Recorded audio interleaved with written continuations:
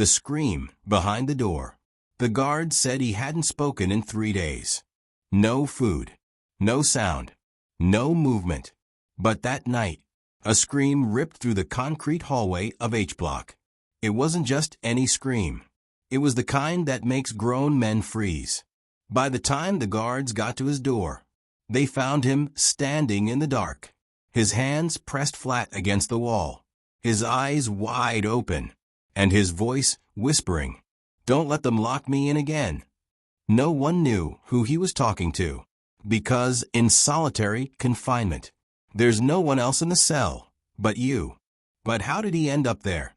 And what really happened in that room that drove him to the edge? To understand that, we have to go back. Before he became the man screaming in the dark, his name was Marcus Reed, 28 years old, born in Detroit, grew up on the east side, where the sirens sang louder than the ice cream truck. Marcus wasn't a bad kid, just one who made bad choices. His mom worked 2 jobs. And his dad? He'd been gone since Marcus was 6. By the time Marcus turned 17, he'd already been arrested twice. Petty theft. Street fights. Nothing too big. But one night changed everything. It was supposed to be a quick job. Break into a pawn shop, grab the cash, and be out before sunrise. But the owner, Mr. Levine, was still inside. He heard the noise and grabbed his shotgun. Marcus panicked. There was a struggle, and one loud bang. When the smoke cleared, Mr. Levine was on the ground, and Marcus was staring at blood on his hands. He didn't mean to kill him, but the law didn't care.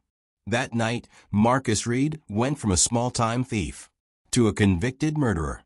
He was sentenced to 25 years at Greystone State Penitentiary, a place known for its concrete walls, and the men who never came out the same. Greystone wasn't a prison. It was a war zone. Every man inside was fighting for survival, fighting for food, respect, or just to stay alive till morning. Marcus tried to keep his head down, do his time, stay out of trouble.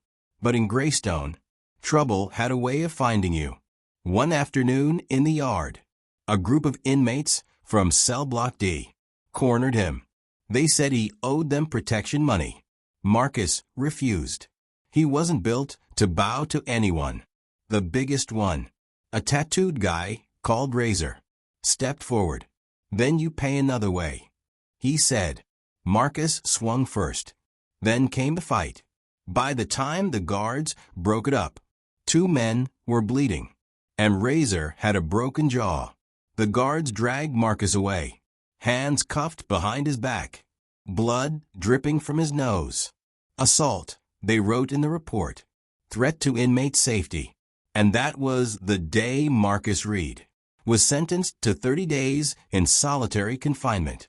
No sunlight, no sound, no one to talk to, just a cell, a bed, and his thoughts. He thought 30 days would be easy. He was wrong, because by the second week, Marcus started hearing things. Whispers, footsteps, voices calling his name. But when he shouted back, no one answered. And then one night, the light in his cell started flickering. He looked up and saw something move in the corner of the ceiling. Something that wasn't supposed to be there. That was the night everything changed. That was the night Marcus Reed began his fight to survive solitary. By day 15, Marcus had stopped counting. He didn't know if it was morning or night anymore. Just a gray fog that never seemed to lift. The cell was 6 feet wide, 10 feet long. No window. Just a metal door with a tiny slot for food trays. Every 12 hours, a guard would slide in a meal. Cold eggs, dry bread, silence. That silence was the real punishment. At first, Marcus tried to keep his mind busy. Push-ups, pacing, singing old songs from his childhood. But the more he tried to fight it, the louder the voices became. It started as whispers, like someone standing behind him. Sometimes it sounded like his mother, calling his name softly. Marcus.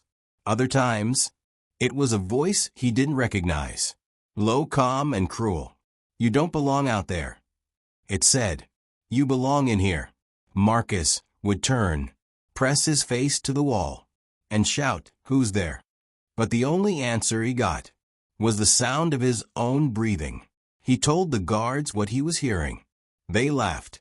Everyone hears things in the box, one said. You'll get used to it. But Marcus wasn't getting used to it. He was changing. One night, the voice told him to do something. Knock 3 times, it said. Then listen. Marcus hesitated. He knew it was in his head, but the silence was worse than the madness. So he knocked. Once, twice, 3 times. And then, someone knocked back. Marcus froze. He wasn't sure if it came from the cell next door, or the walls themselves. He pressed his ear to the concrete. Who's there? He whispered. No reply. He tried again. 3 knocks. Again. 3 knocks back. From that moment, Marcus believed he wasn't alone. Every night after that, the knocking returned. Sometimes whispers followed. Sometimes laughter. He couldn't tell what was real anymore. The guards noticed he'd stopped eating, stopped sleeping. One morning, when they slid the tray inside, Marcus was sitting in the corner, his eyes wide, his lips moving silently, as if having a full conversation with someone who wasn't there. Solitary confinement was built to break men. Some take months to crack. Marcus was doing it in weeks. But what the guards didn't know was that Marcus had discovered something, a secret, something hidden inside that cell, something he was never supposed to find. It started with a sound, a hollow echo, when he leaned against the wall. He tapped it. Once, twice. It wasn't solid concrete. There was a space behind the wall. He started picking at the paint. His nails bled. His fingers shook. And then, he found it. A small gap, big enough to see through. On the other side was another cell, and someone was inside it, watching him. A pair of eyes, wide open in the dark. Marcus stumbled back. He couldn't breathe. He blinked, and the eyes were gone. But that night, the whispers came back louder than ever. And this time, they called his name. Marcus, we've been waiting for you. He didn't sleep that night. He couldn't. Because now he knew. He wasn't losing his mind. Someone, or something, was in that wall, and it wanted him. Marcus didn't sleep that night. He sat on the floor, his back pressed to the wall that wasn't solid. Every few minutes, he'd hear it. That faint tapping sound, like fingernails brushing the other side. At first, he thought it was another inmate. Someone trapped, like him. Someone desperate to connect. But the more he listened, the more he realized something was wrong. The tapping wasn't random. It had a rhythm, like it was mimicking him. When he scratched once, it scratched once. When he scratched twice, it scratched twice. But then, it started scratching first.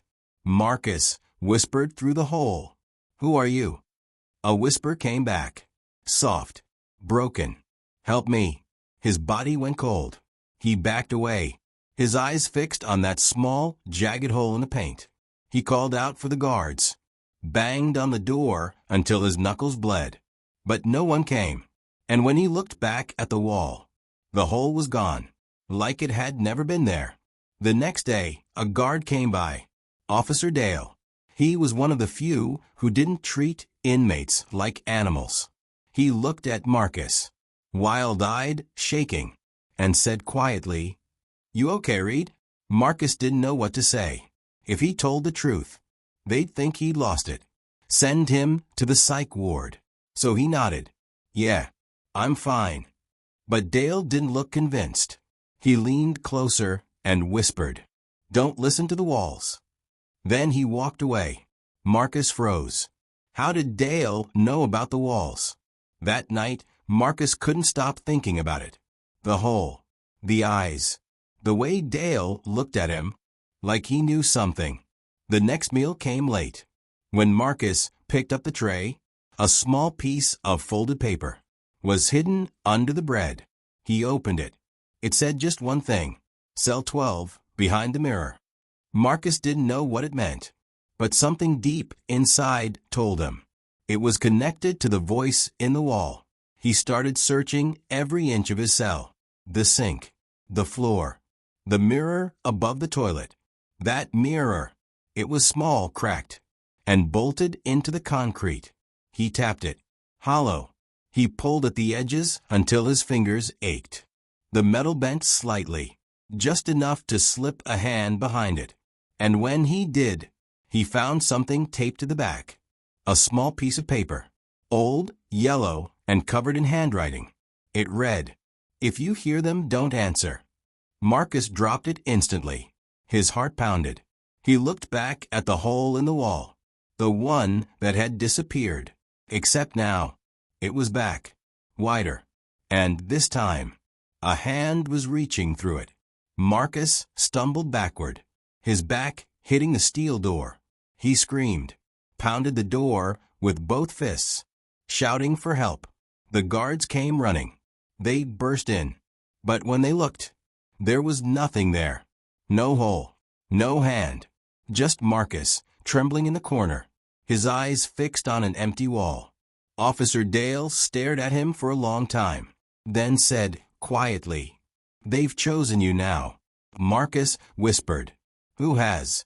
Dale's voice dropped to a whisper. "The ones that never left solitary." Marcus felt the world tilt. He didn't understand, but deep down, he knew it wasn't just in his head anymore. Something inside those walls was alive, and it wanted him next. The next morning, Marcus sat on his bunk, staring at the mirror he'd ripped halfway from the wall. He hadn't slept, couldn't. Every time he closed his eyes, he saw that hand, thin, gray, trembling, reaching through the concrete like it was smoke. But now there was something else. A message faintly carved into the metal bed frame. Letters scratched with something sharp. Count the days backward. Marcus didn't know what it meant, but something inside him told him to listen. He started carving tallies on the wall with a nail he'd hidden. 30, 29, 28. Each mark felt heavier than the last. By the time he got to 25, he noticed something strange. The wall where he'd carved the marks felt warmer, like there was something behind it, something breathing. He pressed his ear against it and froze. It wasn't one voice. It was many men, whispering in short, broken phrases, crying, begging, repeating the same words over and over. "We never left. We never left." Marcus stumbled back, his breath shaky. He pounded on the door, screaming for Officer Dale. When Dale finally opened the slot, Marcus shouted, "There are people in the walls." Dale's face didn't change. He just stared, cold and calm. Then he said, "I told you not to listen." And the slot slammed shut. That night, the whispers turned into screams. Real screams.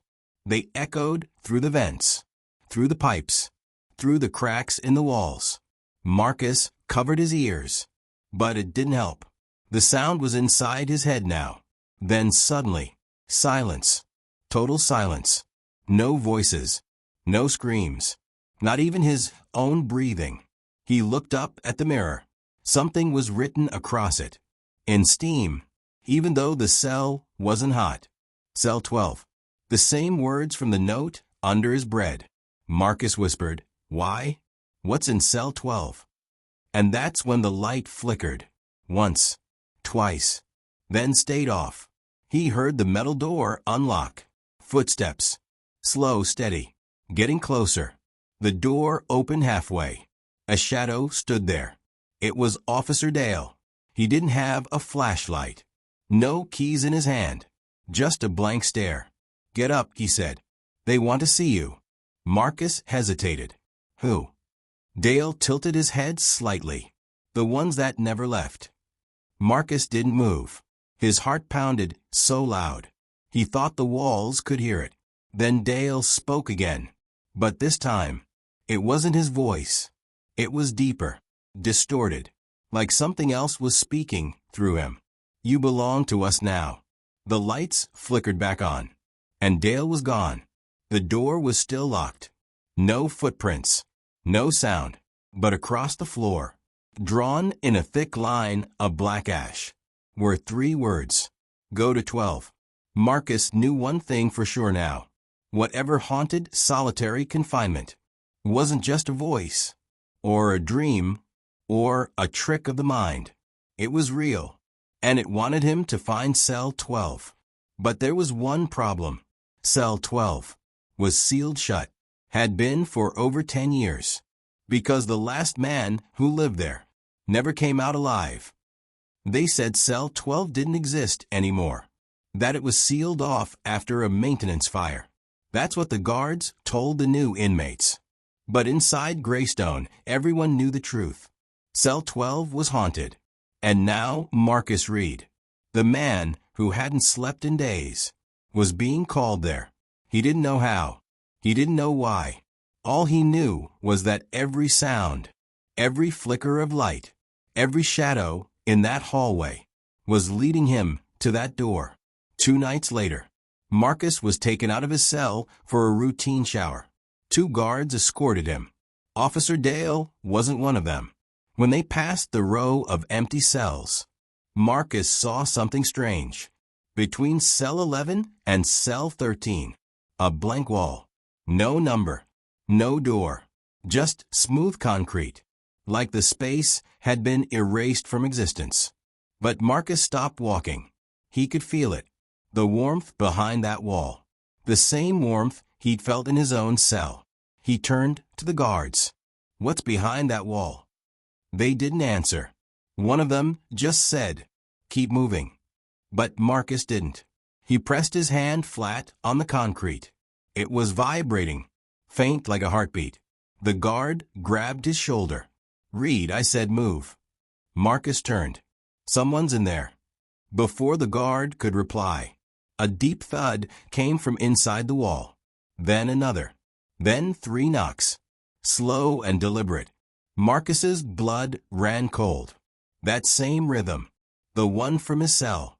The guards backed away. One whispered, not again. Marcus shouted, what's in there? The other guard snapped, keep your mouth shut, Reed. You don't want to know. But Marcus already knew. He had to know. That night, he waited for lights out. When the halls went silent, he started picking at the vent near his bed. Screws, bolts, all loose from years of neglect. He crawled through it, his body scraping against the cold metal. The air was thick, heavy with the smell of rust and old dust. Every sound echoed. Drip, creak, whisper. And then, he saw it. A narrow shaft ending in a broken grate, opening into a dark hallway. He climbed out, barefoot and shaking. Every cell door along the hall was open, except one. No number, no label, just a rusted plate welded shut. Marcus stepped closer, ran his fingers across the metal, felt the faint outline of a 1, then a 2. Cell 12. His heart raced. He leaned in. Who are you? He whispered. For a long moment, nothing. Then the same voice he'd heard before, the one that had haunted him for days, spoke back softly. You're just like me. Marcus stumbled backward. Who are you? The voice replied. They left me here. Don't let them leave you too. Then came a sound. Metal chains dragging against the floor. Marcus's flashlight flickered. When it came back on, he saw it. A hand, pressed against the small opening in the steel door. Same gray, lifeless skin as before. He froze. Every instinct screamed run. But the hand wasn't reaching for him this time. It was pointing. Down the hall. Marcus turned his light and saw Officer Dale standing there, expressionless, still. Reed, he said slowly, you shouldn't be here. Marcus shouted. What is this place? Who's in there? Dale's voice dropped. Cell 12 is where we send the ones who break. Marcus blinked. The ones who what? Dale took a slow step forward. The mind doesn't survive here, Marcus. It splits. And sometimes, what's left behind doesn't stay quiet. The door behind Marcus banged suddenly. Once, twice, 3 times. Dale shouted, "Don't turn around." Marcus froze. The knocking grew faster, louder, until it sounded like a dozen fists pounding from the inside. Then, a voice screamed from behind the door, "Let me out." The hallway lights exploded in a flash. Glass shattered. And when Marcus opened his eyes, Cell 12's door was open. Black smoke poured out. Thick, cold, silent. And from inside that darkness, something moved. Marcus couldn't see what it was, but he could feel it, watching him, studying him, calling his name. Marcus. That was the moment he realized. He was no longer trying to escape Greystone. He was trying to escape whatever was inside it. When Cell 12 opened, the air turned cold. Not prison cold, grave cold. Marcus stood frozen. The black smoke spilling from the doorway moved like it had a life of its own, curling, twisting, almost breathing. Officer Dale was shouting something, but Marcus couldn't hear him. The world had gone muffled, like he was underwater. Then, through the haze, he saw it, a figure standing just inside the darkness, thin, barefoot, dressed in the same orange jumpsuit as his. Marcus stepped forward, his voice barely a whisper. "Who are you?" The figure didn't move, didn't speak. So Marcus took another step closer, and then another, until he realized he was staring at himself. Same face, same scar above the eyebrow, same hollow eyes. The figure tilted its head slowly, like it was studying him. And then it smiled. A cold, broken smile. "I told you not to answer." Marcus stumbled backward, his breath catching in his throat.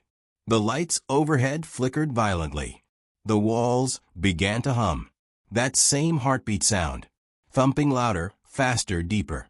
Officer Dale yelled, "Marcus, get out of there." But Marcus couldn't move. The smoke was wrapping around his legs, pulling him closer to the door. He screamed, grabbed the edge of the doorway, fighting the invisible force that dragged him in. "Help me." Dale ran forward, but as he reached out, something yanked him backward into the dark. The lights cut out, total black. When Marcus opened his eyes, he was back in his own cell. But something was different. The walls were clean, the scratches gone, the mirror fixed. Even the air smelled different. He stood up, confused. Was it a dream? A breakdown? He pressed his ear to the wall. Silence. No whispers. No knocks. For the first time in weeks, the quiet felt peaceful. He sat on the bed, trying to make sense of it all. Maybe it was over. Maybe he'd finally made it through. Then, a tray slid through the slot. The usual bread and eggs. Except this time, something else was on it. A folded note. Same handwriting as before. Marcus's hands trembled as he opened it. It read, "Welcome to Cell 12." He froze. His heart dropped. He looked up and saw the number painted on the wall beside the door. 12. Marcus whispered, No, that's not possible." He rushed to the door, banged on it with both fists. "Guard. Hey, I'm not supposed to be here." But no one answered. No footsteps. No voices. Nothing. Only the soft hum of the fluorescent light above him. And then, from behind him, that voice. "You came back." Marcus turned slowly.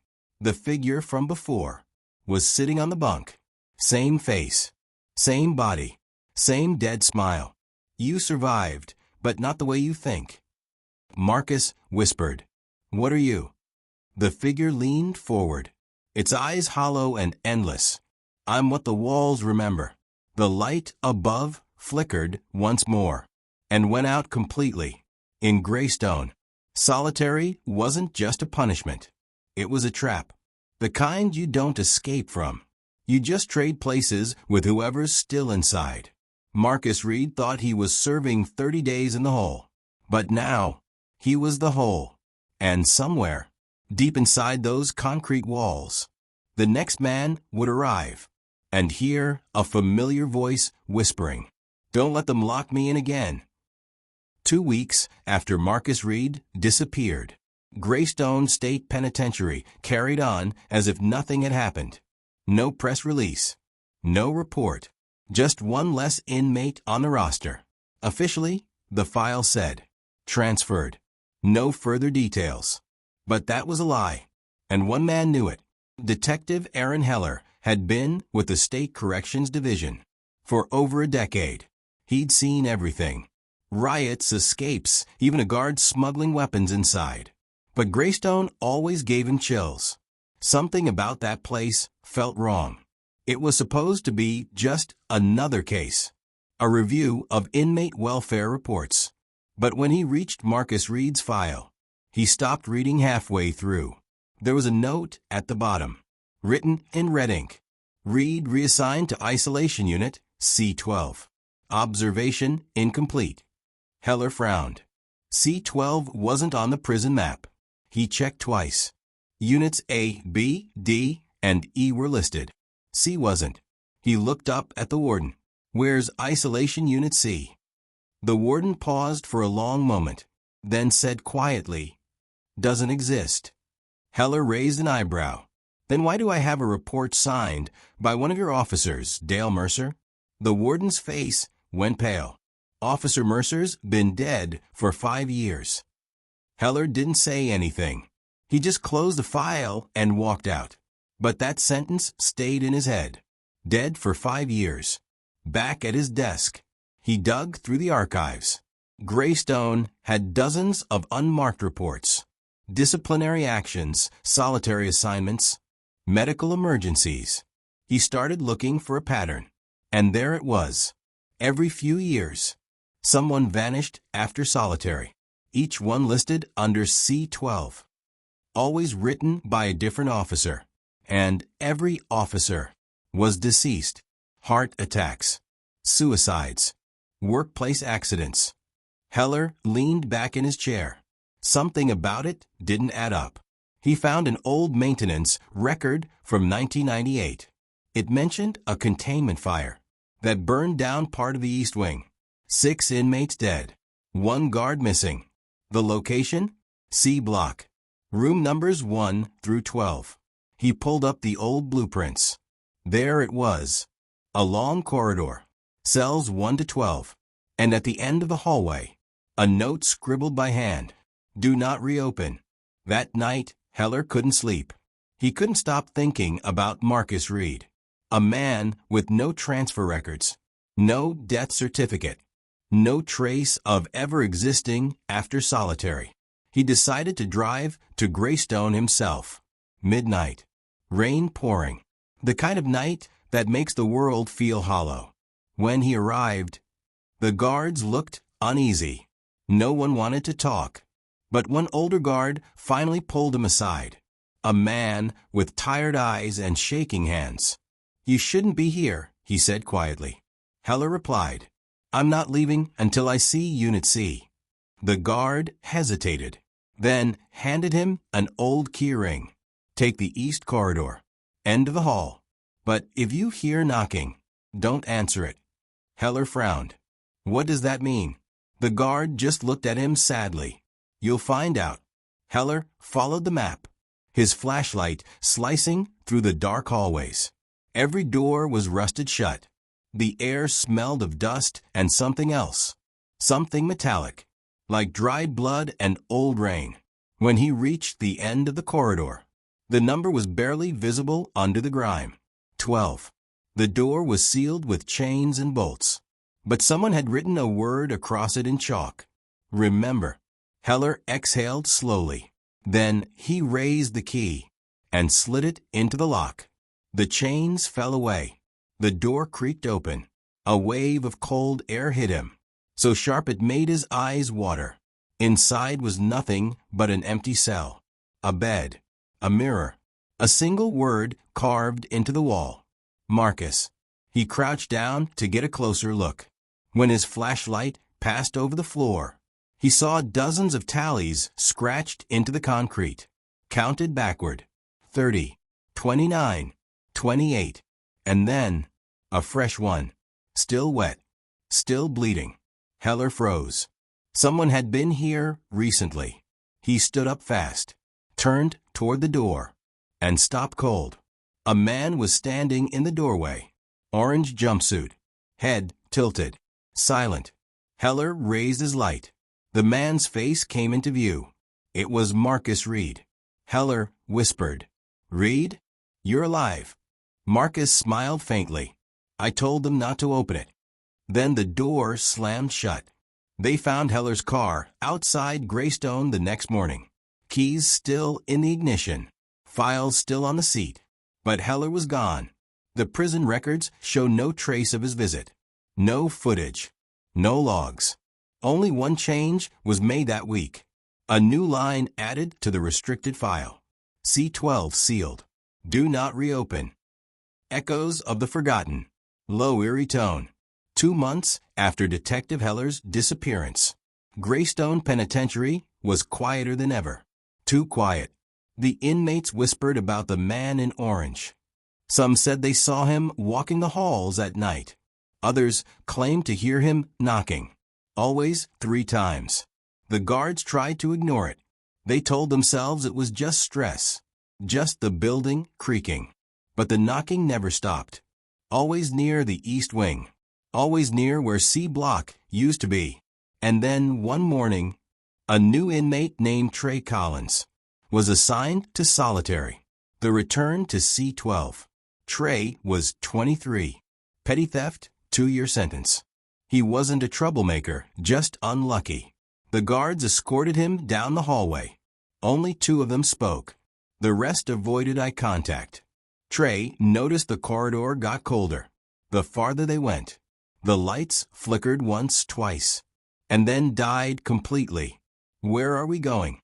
Trey asked. No one answered. The door at the end of a hallway looked ancient. It had been welded shut once, but someone had pried it open again. The guard unlocked it. "Step inside." Trey hesitated. "What is this place?" The guard whispered under his breath. "Just 10 days. Don't talk to him. Don't look at the mirror." Before Trey could ask what that meant, the door slammed behind him, and the lights went out again. The whisper in the dark.